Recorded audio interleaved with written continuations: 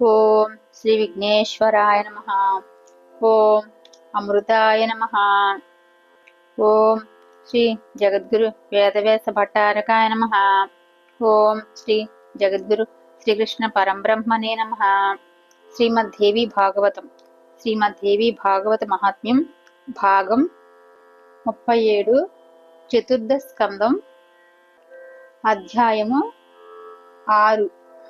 నిన్న అప్సరసులకి గర్భభంగం కలిగింది. అప్సరసులందరూ కూడా మమ్మల్ని వివాహం చేసుకోమని అడుగుతున్నారు.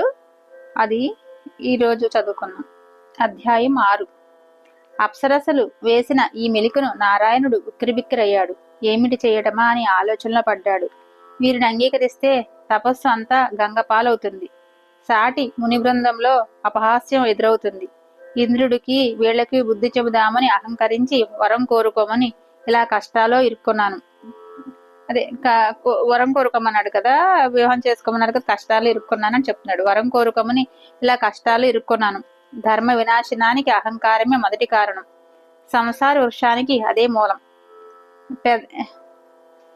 పెదవి కదపకుండా అలా మౌనంగా ఉండిపోయినా బాగుండేది. పాడి ఆడి అలసిపోయి వీళ్ల దారిన వీళ్ళు వెళ్ళిపోయి ఉండేవారు. బోలుడి తపస్సు వ్యయపరిచి వరాంగనలను సృష్టించాను. ఊర్వశిని సృష్టించాను. విందు జరిపించాను. ఇప్పుడు ఇదిగో ఇలా ఇరుక్కున్నాను. వీళ్ళంతా కామార్తులే నన్ను పెళ్లాడమంటున్నారు. హతవిధి, సాలిపురుగులా నేను నా వలలో నేనే చిక్కుకున్నాను. ఎలాగోలా వీరిని వదిలించుకోవాలి. తిరస్కరిస్తే అలిగి శపిస్తారు. పైగా మాట తప్పిన వాడు నవ్వుతాను. పోనీ క్రోధం వహిద్దామా అంటే అది కామం కంటే ప్రమాదకరం, లోభం కంటే దారుణం. క్రోధం వల్ల హింస పెరుగుతుంది. అది సర్వ ప్రాణికోటిని దుఃఖపెడుతుంది. క్రుద్ధుడు అవడం అంటే నరకారామంలో అంటే నరకంలోని ఉద్యానవనంలో దిగుడు బావి తవ్వుకోవడం. కొమ్మల రాపిడితో పుట్టి అగ్ని ముందుగా ఆ కొమ్మలను ఆ చెట్టును దహించి వేసినట్టుగా క్రోధం మునుముందుగా క్రుద్ధుడినే నాశనం చేస్తుంది. ఈ చిక్కు నుంచి ఎలా బయటపడాలో తెలియక దీనుడై లోపల మల్లగుల్లాలు పడుతున్న అన్నగారి మానసిక పరిస్థితిని గ్రహించాడు నరుడు. మెల్లగా ఆలోచనలో పాలు పంచుకున్నాడు. అగ్రజ నారాయణ, శాంతస్వరూపుడిపై ఆలోచించు. అహంకారం విడిచిపెట్టు. పూర్వం ఒకప్పుడు అహంకారం కారణంగానే మనం చాలా తపస్సును నష్టపోయాం. ప్రహ్లాదుడితో ఘోర సంగ్రామం జరిగింది కూడా. ఒకసారి గుర్తు తెచ్చుకో. అప్పుడు ఎంతగా దుఃఖించామో. ఇంత తొందరగా మరిచిపోతే ఎలా? అందుచేత క్రోధం జోలికి పోవద్దు. శాంతచిత్తుడిపై వీరికి సమాధానం చెప్పు. తపస్సులకు అన్నిటికీ శాంత స్వభావమే మూలమని మునీశ్వరులందరూ చెబుతున్న మాట. శాంతత్వం తపస్సో మూలం మునిభిః పరికీర్తితం. జనమేజయ, నరుడు ఇలా ఉపదేశించేసరికి నారాయణుడు తేరుకున్నాడు. క్రోధం జోలికి పోకూడదంటే పోకూడదని నిశ్చయించుకున్నాడు. అహంకారం సృష్టి బీజం. ఇక్కడ వ్యాసుడి ప్రసంగ ప్రవాహానికి జనమేజయుడు మళ్లీ అడ్డుకట్ట వేశాడు. ప్రహ్లాదుడితో వీరికి యుద్ధం జరిగిందా? ఎప్పుడు జరిగింది? ఎందుకు జరిగింది? ముందుగా ఆ కథ చెప్పు. చాలా కుతూహలంగా ఉంది. నరనారాయణులు మహాతపస్సులు, శాంతచిత్తులు. ప్రహ్లాదుడేమో అతి ధర్మాత్ముడు, విష్ణుభక్తుడు, మహాజ్ఞాని. వీరికి పరస్పరం శత్రుత్వం ఎలా ఏర్పడింది? క్రోధమే వైర కారణమైతే ఇక జపాలేమిటి, తపాలేమిటి? శ్రమ ఏవహి కేవలం. అహంకార సముద్భవమైన క్రోధాన్ని వారే జయించలేకపోతే ఇక మా బోట్ల మాట చెప్పేదేమిటి? అహంకార బీజం లేనిదే క్రోధము లేదు, మాత్సర్యము లేదు. అహంకారం అంకురించిందంటే కోటి సంవత్సరాలు చేసిన తపస్సులన్నీ నిష్ఫలం. సూర్యుడు ఉదయిస్తే చీకటి నిలబడినట్టే అహంకారం అంకురిస్తే పుణ్యం నిలవదు. అవును కదా? అసలు నాకు తెలియక అడుగుతాను మహర్షి. ఈ ముల్లోకాల్లోనూ ఏ కాలంలో అయినా అహంకారాన్ని జయించిన వాడు ఒక్కడంటే ఒకడు మచ్చుకైనా ఉన్నాడంటావా? పోనీ భవిష్యత్తులో ఉంటాడంటావా? ఇనుప సంఖ్యలను తెంపుకోవచ్చు, కొయ్య కుదిబండలను వదిలించుకోవచ్చు. అహంకార బంధనాన్ని మాత్రం ఎవడూ విడిపించుకోలేడు. స్థావర జంగమాత్మకమైన ఈ జగత్తంతా అహంకారావృతమే. బ్రహ్మజ్ఞాని కూడా మలమూత్ర పరిభూషితమైన ఈ సంసారంలో పరిభ్రమిస్తున్నాడంటే అహంకారమే కారణం అంటున్న మీమాంసకుల సిద్ధాంతం నిజమే అనిపిస్తుంది. సత్యకాలం నాటి అంటే సత్యయుగం మహాత్ములు ప్రహ్లాద నరనారాయణులే అహంకార కామ క్రోధాదులకు లొంగిపోయారంటే ఈ కలికాలంలో నా వంటి సామాన్యుల సంగతి వేరే చెప్పాలా మహానుభావా? జనమేజయ, కారణం కంటే కార్యం భిన్నమెలా అవుతుంది? ఉంగరమైన కడియమైన బంగారంతో చేసింది బంగారమే కదా. ఈ సృష్టి అహంకారోద్భవం, అందుచేత అహంకార భిన్నం కానేరదు. దారపు పోగులతో వేస్తే ఏర్పడుతున్న వస్త్రం పోగులు తీసేస్తే ఉంటుందా? సత్వ రజో స్తమో రూపమైన మాయా గుణాలు మూడింటితో నిర్మించబడినది ఈ స్థావర జంగమాత్మకమైన విశ్వం. అందుకని బ్రహ్మ మొదలుకొని తృణ స్తంభ పర్యంతము గడ్డిపోచ, ఎక్కడ వెతికినా ఇవే కనబడతాయి. త్రిమూర్తులకే దిక్కులేదు, వారు అహంకార మోహితులే. వశిష్ఠ నారదాది మహాజ్ఞానులున్నారు, వారు ఈ అగాధమైన సంసారంలో పడి పరిభ్రమిస్తూనే ఉన్నారు. సందేహమెందుకు? దేహధారిగా జన్మించి ఈ మాయా గుణాలకు అతీతంగా శాంతుడై ఆత్మానందంలో స్థిరపడినవాడు ఒక్కడంటే ఒకడు ఈ ముల్లోకాల్లోనూ లేడంటే లేడు. అహంకారం నుంచి ఆవిర్భవించే కామక్రోధాలు, లోభమోహాలు శరీరం ఉన్నంత వరకు మానవుణ్ణి వదిలిపెట్టవు. వేదశాస్త్రాలు అభ్యసిస్తున్నాడు, పురాణాలు అవలోకనం చేస్తున్నాడు, తీర్థయాత్రలకు వెడుతున్నాడు, దానాలు ధ్యానాలు నిర్వహిస్తున్నాడు. ఇదంతా విషయాసక్తుడే చేస్తున్నాడు. అంటే విషయాలు ఏదన్నా అది జరగాలి జరగాలి, ఇదంతా విషయాసక్తులే చేస్తున్నాడు. దొంగలాగా చేస్తున్నాడు. కృత త్రేత ద్వాపర యుగాల నాటికే పరిస్థితి ఇలా ఉంది. ఇక ధర్మం బద్దలైపోయిన ఈ కలియుగంలో కథ ఏమని చెప్పమంటావు? స్పర్ధ, ద్రోహం, లోభం, అమర్ష అంటే ఈర్ష, ఇవే సర్వదా సర్వత్రా రాజ్యమేలుతున్నాయి. నిజమే, ప్రపంచం ఇలానే ఉంది. అయినా విచారించవలసిన పనిలేదు. క్రోధ మద మాత్సర్యాలను జయించిన సాధు సజ్జనులు చెదురు మదురుగానైనా ఒకరో ఇద్దరో ఈ భూగోళం మీద లేకపోలేరు. ఉన్నారు, దృష్టాంతం కోసం ఉన్నారు. వ్యాస మహర్షి నిజంగా ఉన్నారంటావా? ఉంటే ముమ్మాటికి వారు ధన్యులు. ముల్లోకాలు వారికి దాసోహమంటాయి. మా తండ్రి గారు చేసిన మహాపాతకం ఇప్పటికీ నా మనసును కాల్చివేస్తుంది. అహంకరించి మృత సర్పాన్ని ఒక తపస్వి మెడలో వేశారు. ఎంత ఘోరం, ఎంత పాపం! ప్రతిక్రియ ఏమిటో తెలియడం లేదు. నిజంగా బుద్ధి సమ్మోహం ఎంతటి ఆకృత్యానైనా చేయిస్తుంది.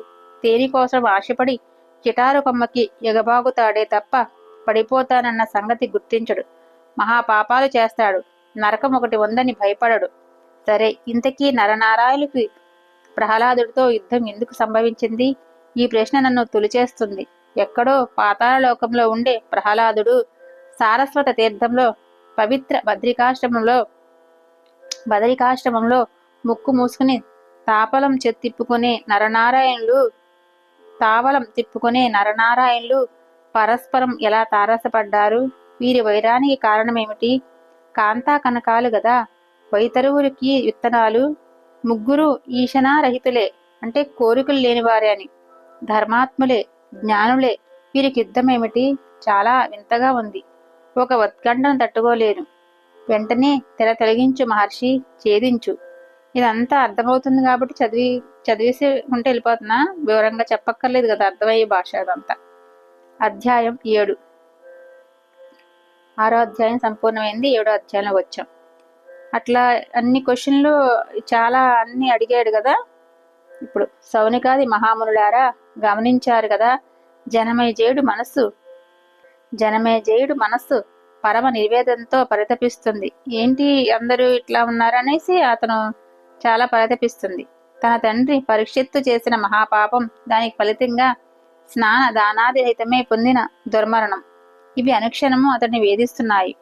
పున్నామ నరకం నుంచి తప్పించడం ఎలాగా అని మనసు పడుతుంది. అందరూ అహంకృతులే అనుకోవడంలో ఒక ఊరట లభిస్తుంది.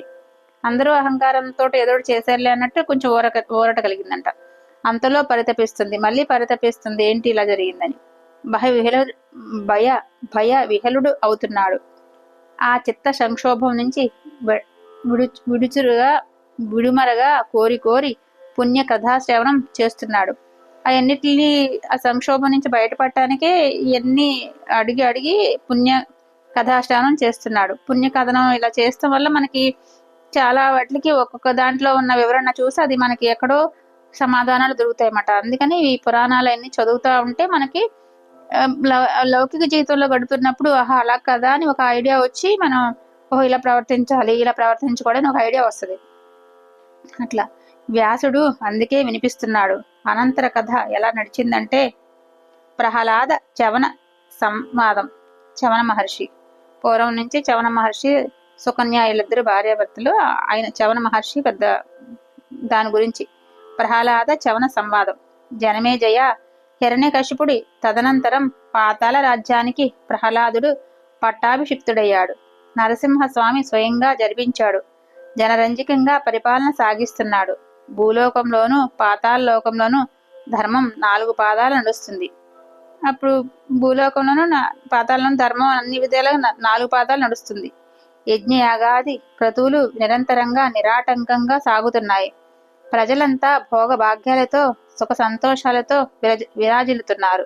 ఇలా ఉండగా ఒకనాడు అంతా సక్రమంగా మంచిగానే ఉన్నాయి, సంతోషాలన్నీ ఉన్నాయి. అప్పుడు భృగు పుత్రుడైన చవన మహర్షి, భృగు మహర్షి పుత్రుడు మాట చవన మహర్షి. చవన మహర్షి నర్మదా నదిలో స్నానానికి దిగాడు. స్నానం చేసి గట్టుగా వస్తుండగా ఒక భయంకర విషసర్పం అతడి కాళ్లకు నోట కరుచుకుని పాతాళానికి లాక్కుపోయింది. అతని కాళ్ళు పట్టుకుని పాతాళానికి లాక్కుపోయిందంట. భయభీతుడైన ముని సత్తముడు విష్ణుమూర్తిని మనసా స్మరించాడు. అప్పుడు భయం వేసి విష్ణుమూర్తిని స్మరించాడు. సర్పం నిర్విషమైపోయింది. నీటిలో మునిగి పాతాళానికి పోతున్న చవనుడికి చీమ కుట్టినట్టయినా లేకుండా అయిపోయిందంట. అది సర్పం నిర్విషమైపోయి అతనికి నీటిలో పాతాళానికి పోతున్న చవనుడికి చీమ కుట్టినట్టనే లేదంట. అక్కడికి వెళ్ళాక సర్పం మునీశ్వరుణ్ణి విడిచిపెట్టింది. అక్కడికి వెళ్ళాక విడిచిపెట్టిందంట. బాధ కలగకుండా తీసుకెళ్ళిపోయాడు పరమాత్మ తలుచుకోవడం వల్ల. చెక్కు చెదరలేదే అని ఆశ్చర్యపోయింది. ఇతను ఏం చెక్కు చెదరలేదేంటి అనుకుందన్నమాట.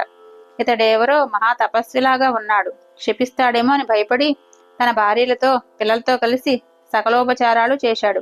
ఇతనికి ఏం అవ్వలేదు, ఇంత తీసుకొచ్చినా ఏమో ఇక్కడికి ఏం అవ్వలేదు బాబు, ఇతనిని శపిస్తాడేమో అని భయం వేసి పిల్లలు అందరూ కూడా అతనికి మంచి ఉపచారాలని చేశారు.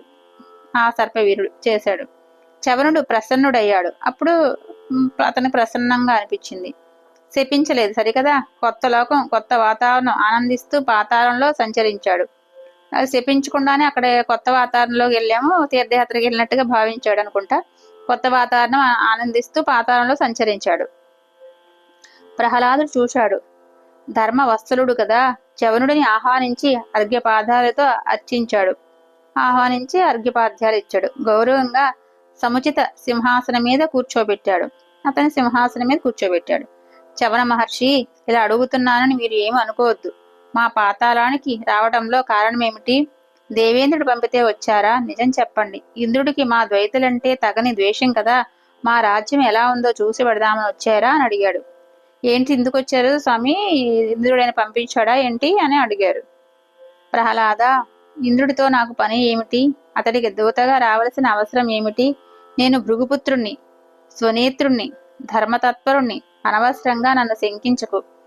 నర్మదా పుణ్యతీర్థంలో స్నానం చేస్తుంటే ఒక విషసర్పం పట్టుకుని ఇట్లా లాక్కు వచ్చింది అని చెప్పాడు. నాకంత అవసరం ఏం లేదు, నేనెవరికి నేను భృగు మహర్షికి పుత్రుణ్ణి, నర్మదా తీర్థంలో స్నానం చేస్తుంటే లాక్కు వచ్చిందని చెప్పాడు.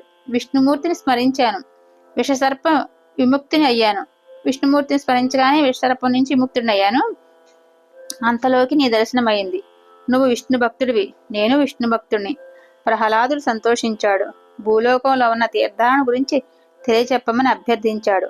చవనుడు అన్నాడు కదా, సంతోషించి భూలోకంలో ఉన్న తీర్థయాత్రల గురించి అన్నిటి గురించి చెప్పమన్నాడు. చవనుడు అన్నాడు కదా, హిరణ్యకశిపు నందన, మనోవాకాలను లబ్ధిగా ఉంచుకున్న వారికి అడుగడుగునా తీర్థాలే. మనస్సుని వాక్కుల్ని సరైన స్థితిలో ఉంచుకుంటే, బుద్ధిగా ఉంచుకుంటే, మనోవాక్యాలను బుద్ధిగా ఉంచుకున్న వారికి అడుగడుగునా తీర్థాలే. ఎప్పుడూ ప్రతిదీ తీర్థక్షేత్రం లాగానే లెక్క. మరిన మనస్కులకు గంగానది సైతం పాపపంకలమే. మరిన మనసులుంటే గంగానదికి వెళ్ళి స్నానం చేసిన పాపంకలమే. మన మనసు, బుద్ధి అన్ని, వాక్కు అన్ని మంచిగా ఉంటే ప్రతిదీ, ప్రతి క్షణం, ప్రతి అడుగు తీర్థక్షేత్రం అన్నట్టే లెక్క. మనసు పాపరహితంగా పరిశుద్ధంగా ఉంటేనే ఏ తీర్థాలైనా పావనాలయ్యేది. పరిశుద్ధంగా వెళ్ళి తీర్థయాత్రలు చేసినా అప్పుడు పావనం అవుతాము. గంగానదికి ఇరువైపులా పొడుగున ఎన్నెన్నో గ్రామాలు ఉన్నాయి, నగరాలు ఉన్నాయి, అడవుల్లో గిరి గిరిజనాసాలు ఉన్నాయి, గిరివాసాలు ఉన్నాయి. ఇన్ని జాతుల వారు రోజు ఆ గంగలోనే ముప్పొద్దులా మునుగుతున్నారు. బ్రహ్మ సమానమైన ఆ పవిత్ర జలాన్నే గ్రోలుతున్నారు. అయితేనేమి, ఒక్కడంటే ఒకడు ముక్తి పొందాడా? అక్కడ అందరూ ఉన్నారు, గంగానది చుట్టూ చాలా గ్రామాలు ఉన్నాయి, వాళ్ళందరూ రోజు అందులోనే చేస్తున్నారు, అయినా ఒక్కడైనా ముక్తి పొందాడా అని అడుగుతున్నాడు. విషయాలంపటలు వెళ్ళి ఎంతటి పవిత్ర తీర్థంలో మునిగినా ఫలితం శూన్యం. విషయాలన్నీ పవిత్రంగా లేకుండా అలా పవిత్ర తీర్థంలో మునిగినా శూన్యమే. అన్నిటికీ మనస్సే ముఖ్యం, దీన్ని శుద్ధి చేసుకుంటే అన్నీ శుద్ధి పొందుతాయి అని చెప్పాడు. అంటే మనస్సు అనేది ముఖ్యం, మనశ్శాంతిగా ప్రశాంతంగా ఉండి శుద్ధిగా ఉంటే అన్నీ శుద్ధి అవుతాయని చెప్పుకొచ్చాడు.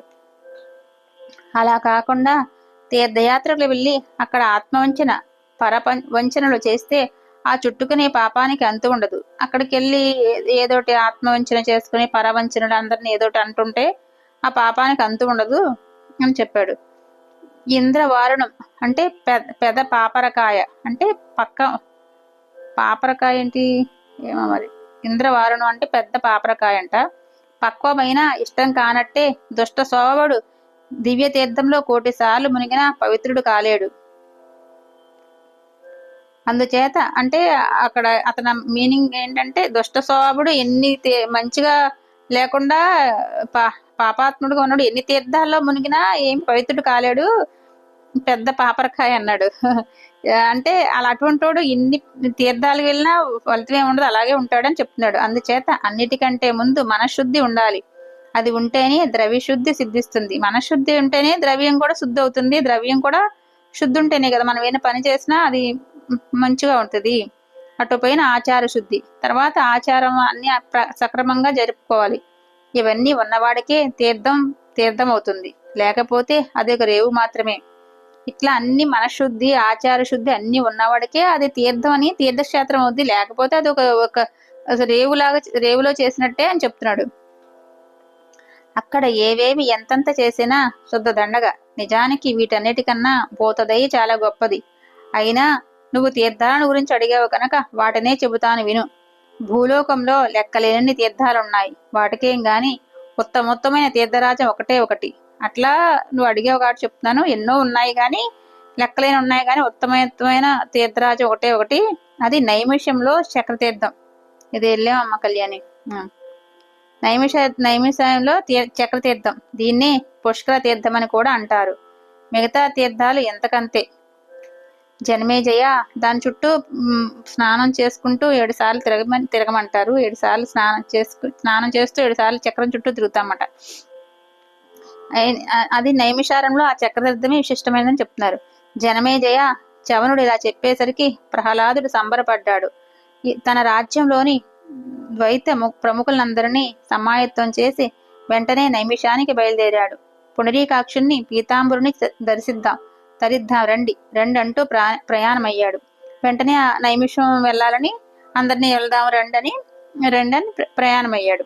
నైమిషం చేరుకున్నాడు. చక్రతీర్థంలో చిత్తశుద్ధిగా స్నానం చేశాడు.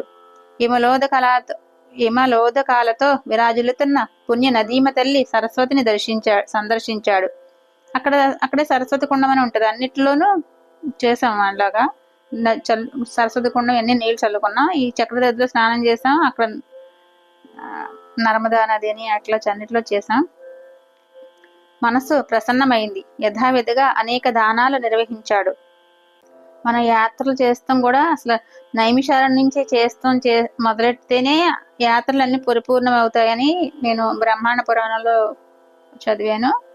అదే దానిలో అది మనం ఫస్ట్ నైమిషారణ్యం స్టార్ట్ చేశాక మిగతా యాత్రలన్నీ చేస్తే బాగా పరిపక్వం కింద యాత్ర స్టార్ట్ చేసినట్టంట.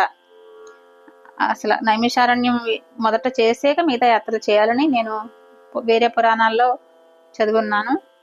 ఓం శ్రీ గురుభ్యో నమః. అది అంత విశిష్టమైంది నైమిషారణ్యం అనేది. దాని గురించి స్టోరీ వస్తుంది బహుశా. బ్రహ్మదేవుడు మిగతా ఋషులందరికీ కలిదోషం లేకుండా ఉండే ప్రదేశం ఏంటని అడుగుతాడు. ఎన్ని తర్వాత వస్తాయి అనుకుంటున్నాను. ఓం శ్రీ గురుభ్యో నమః. సర్వం శ్రీకృష్ణార్పణమస్తు. 37వ భాగం సంపూర్ణం. 7వ అధ్యాయం సంపూర్ణం.